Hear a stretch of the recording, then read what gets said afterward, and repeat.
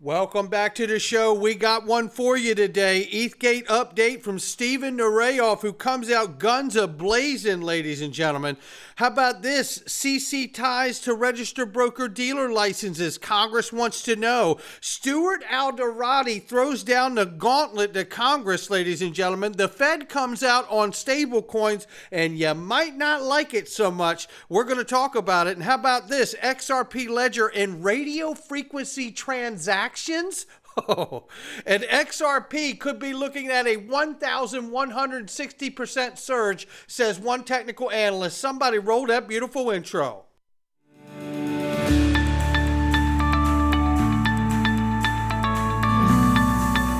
Digital Perspectives with Brad Kimes. Come on in.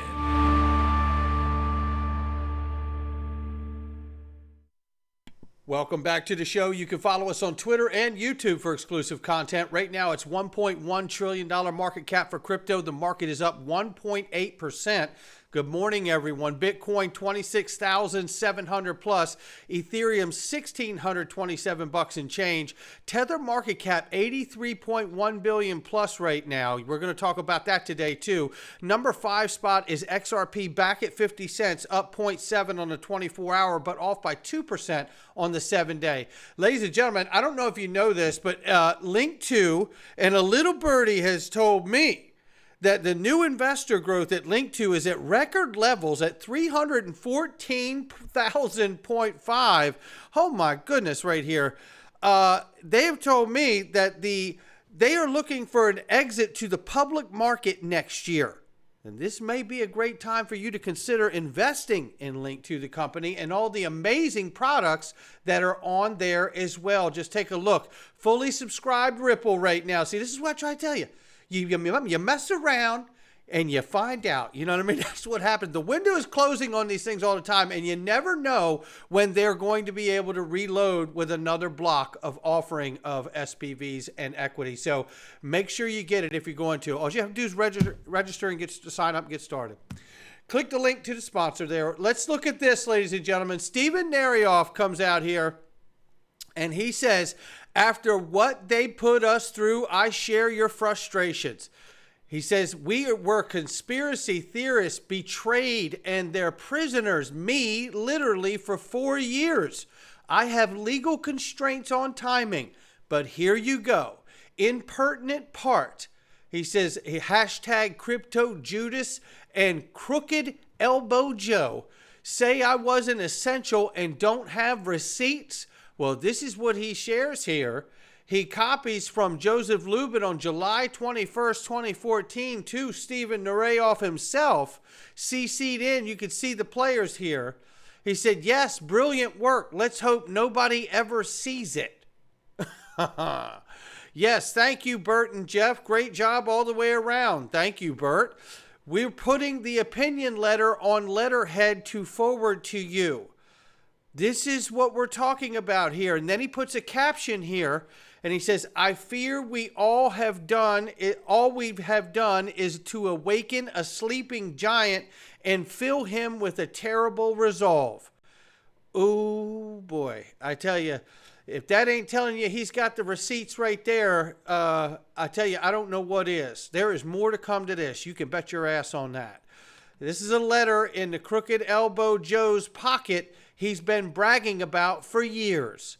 Well, guess what? It's looking like that letter may have expired here. Listen to what John Deaton has to say for this. There is an email that just went out, not an email, but a tweet that just went out by Steve Nerayoff, okay? And I want you to read what it says, all right? Remember that piece of paper that Joe Lubin talked about? And he said, before the ETH ICO, I had a piece of paper in my pocket, right? Well, there it is. Look at the date, people. Guess who got that piece of paper in Joe Lubin's pocket? That's right, Steve Nerayoff, all right? So that's extremely significant. And I want you to just think about that for a minute. That's extremely significant.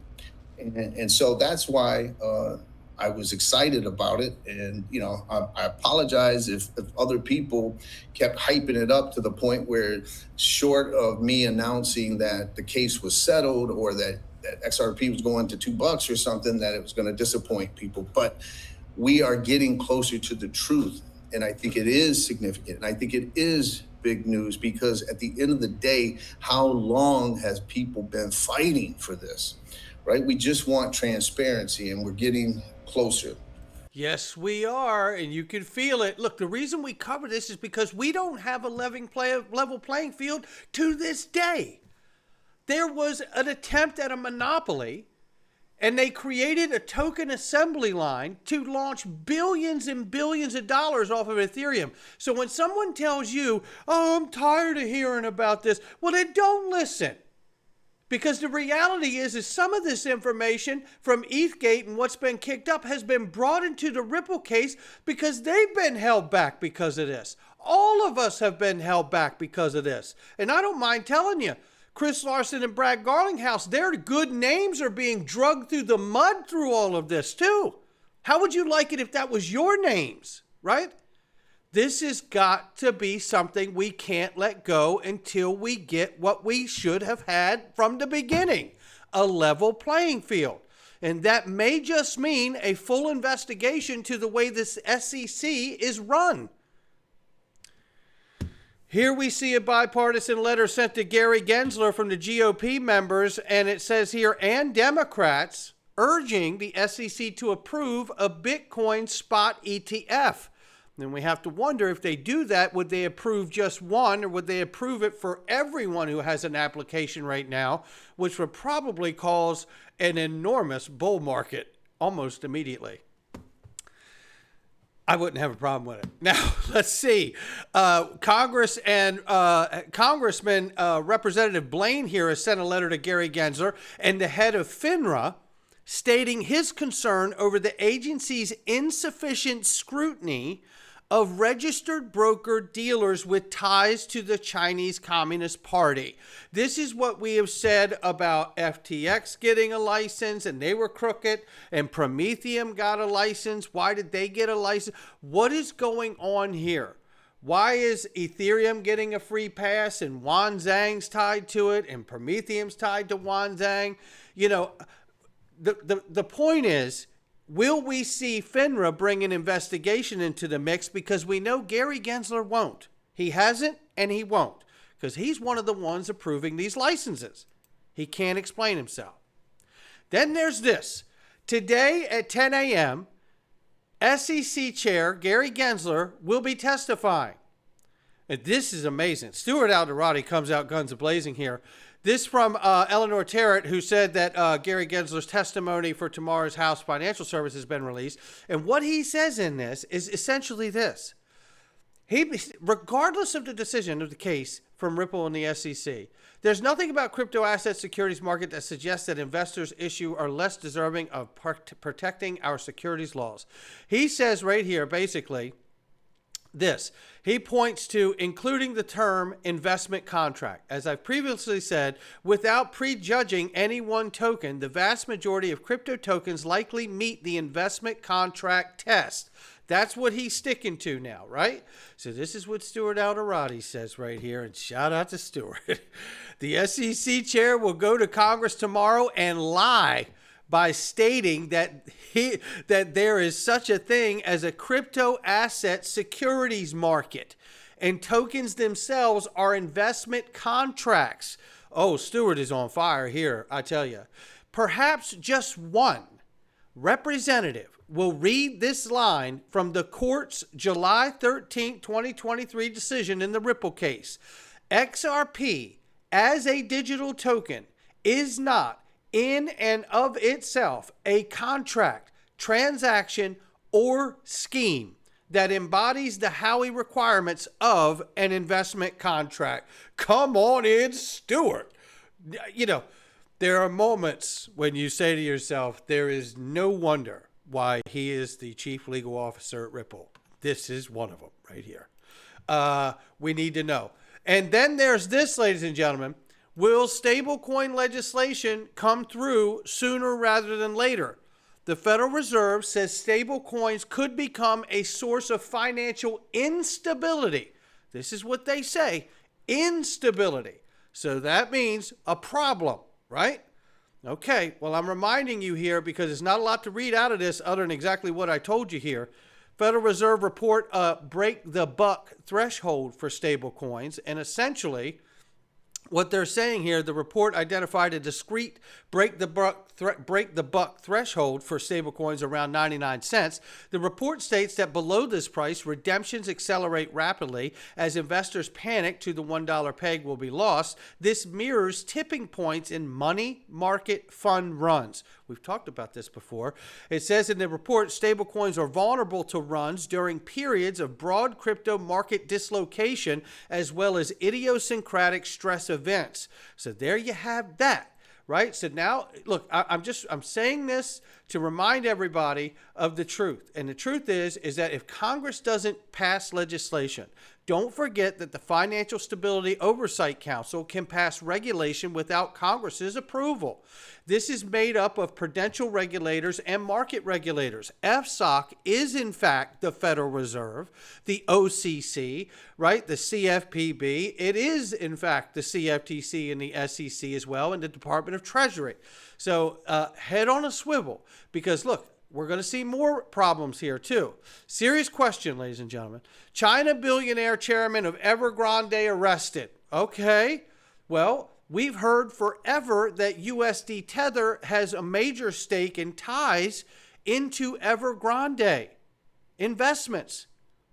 So, serious question. How much, if any, USD Tether is tied to Evergrande? Head on a swivel because we need to know the answer. And do we find it to be mutually exclusive events that the Federal Reserve is putting out a report about financial instability, and we still don't know the relationship of the reserves of USD Tether or to Evergrande? All of this is feeling like it's very, very much in parallel and sync with one another here. We'll see, though, right? And then there's this news. Shout out to MoneyGram and Stellar, Danelle Dixon, and everybody over there. We know that MoneyGram announced a digital wallet, non-custodial, and USDC Circle and Stellar all wrapped up in that with MoneyGram. Very exciting information there. And again, this points to USDC, which is really the coveted example, the poster child of what a stable coin is supposed to be, right?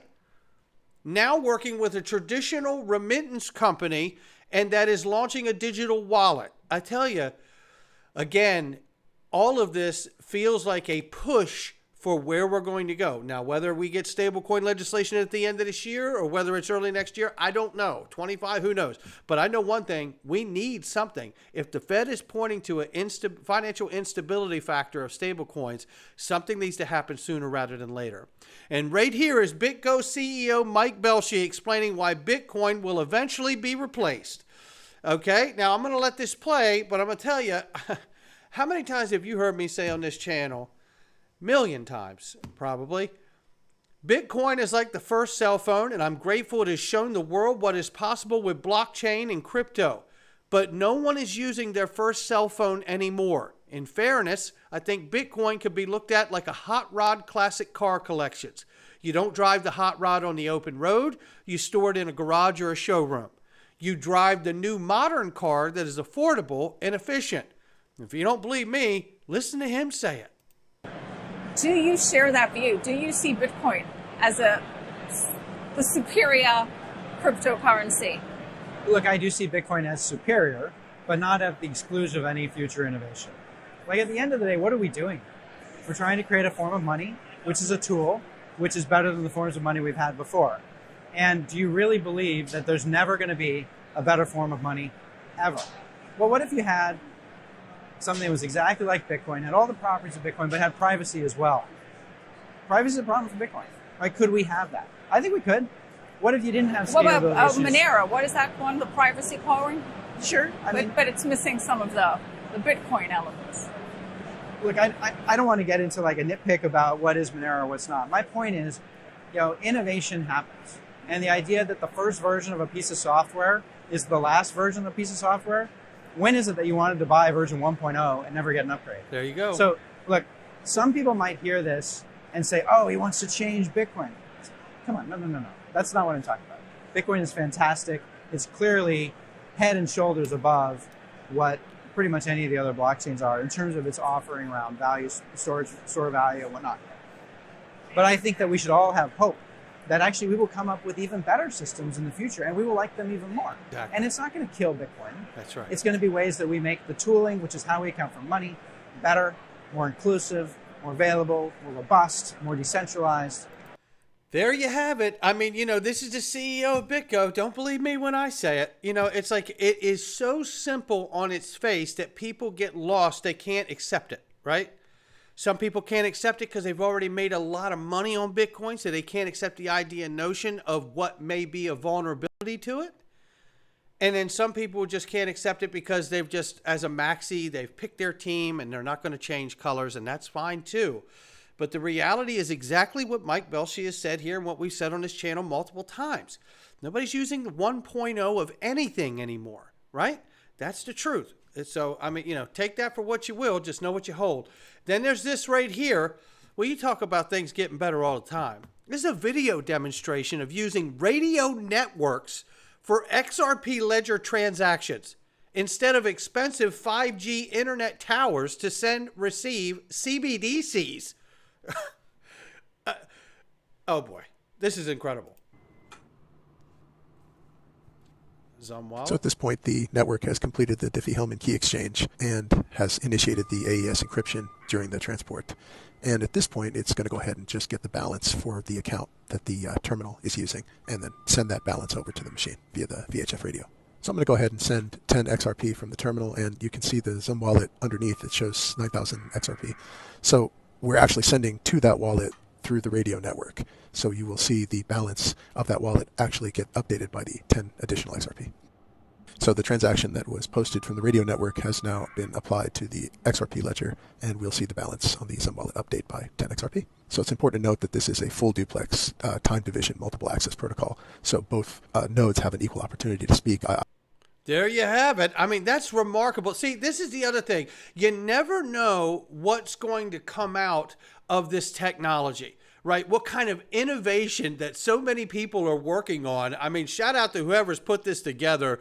This is mind-blowing to me. We already know that there's offline transactions possible as well. It just doesn't stop with the capabilities and the innovation possibilities that are coming off of the XRP ledger. And speaking of that, let's look at what one technical analyst says we could be looking at here. And what he does essentially is take an average of percentages here and work them out to what we may see in the near term here. And taking a look at what he has here, this post is based on yesterday's insightful post looking at the 4-month time frame. So keep in mind that we need to get above that 85-cent range on the 1-month candle close. So that means above 85 cents for at least 1 month is how I understand that, if I understand it correctly. And he says this could lead us to a tantalizing price prediction of $6.70 or $6 to $7. He's actually saying here, nestled within a range of $6.50 to $7. This prediction aligns beautifully with the Fibonacci 1.618 at level 650. You can see the level right here. So this is what he's looking at. None of us know what's going to happen, but we know there's exciting things happening all the time. And I couldn't be more excited to be here this early to have this level of awareness about what's going on. And for that, I'm going to wrap it right there. Not financial advice from me or anyone else. I'm here for the whole thing. I'm not going anywhere. I'll catch all of you on the next one.